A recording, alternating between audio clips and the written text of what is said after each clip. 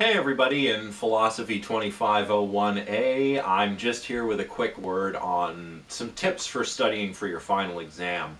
Now, a word on your final exam. It's obviously not going to be an in-person one. I'm sure all of you are aware of that by now.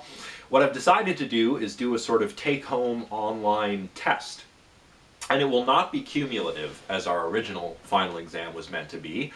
Instead, it's just going to consist of 40 multiple choice questions, and those questions will cover material from immediately after the second term test right up until my final video lecture, the Artificial Consciousness lecture that I just uploaded. Now, the breakdown of those questions will be as follows. For the Neural Correlates of Consciousness Part 1 lecture, there will be 10 questions. For Part 2 of Neural Correlates of Consciousness, 10 questions. For Dreams and Consciousness, 10 questions. And for the final two topics, Artificial Minds and Artificial Consciousness, there will be 5 questions each. I thought that was only fair because I was a bit late delivering those lectures due to everything going on. Everything that you'll need to know, by the way, is in my slides or in the video lectures. So make sure you've looked over the slides and make sure you've watched the video lectures. Everything you'll need to know is in there. You can go and do some extra reading from Blackmore or from some of the other materials I've made available if you want, but that's just more of like excuse me, more of like a personal interest thing at this point. You know, maybe after the class is over, read some of that stuff, keep your chops up over the summer, you know, stay good at philosophy so that you're fresh when you get back to it in the fall, right? If you want. Anyhow, so it's 40 questions, 1 mark per question. It's still weighted at 30% of your final grade. And a word quickly about, you know, well, how should you study? Do you need to study? How much do you need to study? That stuff. Well, firstly, this is an open book test, okay? So you can look up stuff in the slides or in my video lectures while you're doing the test, if you want. However, I don't recommend that you rely exclusively on doing that. I recommend you study beforehand. Of course, pay attention to key terms in my video lectures, and keep an eye out for, you know, anything that I've really emphasized in the slides. Bold, italic terms, stuff that I spend a lot of time talking about. It's probably going to be important.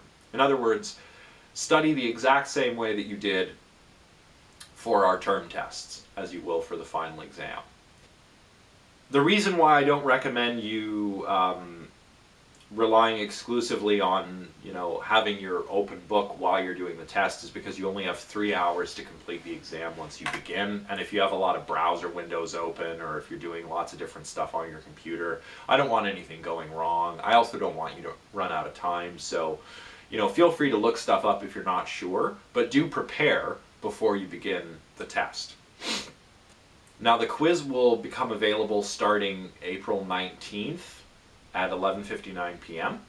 and it will close Saturday, April 25th at 11:59 p.m. So you have a range of days, about 5 days. So you can pick whenever you want to start writing the test. If you have a lot of stuff going on one day, you know, do your test on a day where you don't have a lot going on, because once you begin, you only have that 3 hours. That's about it.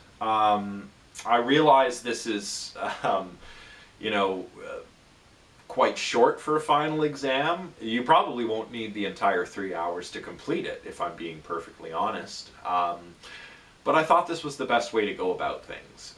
This way, you still get a good chunk of marks. I still get to test you on the material we've covered on the online lectures, but you know, given that this is incredibly stressful, and stress does not help with thinking and reasoning and all of that stuff, so I've tried to focus these questions on what I see as essential from these lectures, and that's why the exam has the format that it does.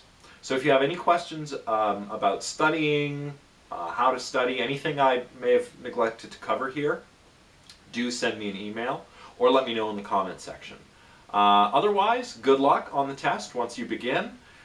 Do your best, And if you're really stuck studying, you have nagging questions, don't be afraid to get in touch. Okay? So I hope you're all still hanging in there, and I will see you next time.